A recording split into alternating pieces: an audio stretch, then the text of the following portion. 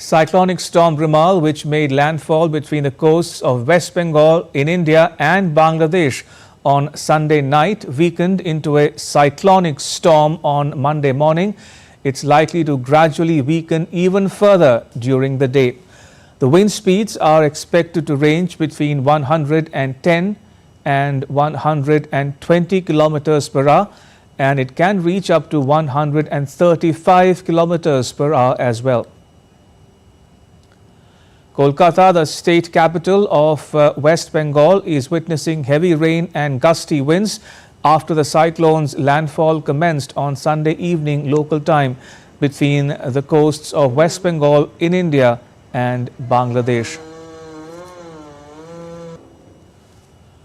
More than 110,000 people from coastal regions including Sundarbans and Sagar Island have been evacuated. The national and state disaster response forces were deployed to clear the roads after trees were uprooted amidst heavy rains and gusty winds. The Indian Coast Guard is monitoring the situation. Ships and hovercraft are on standby to respond in the event of an emergency.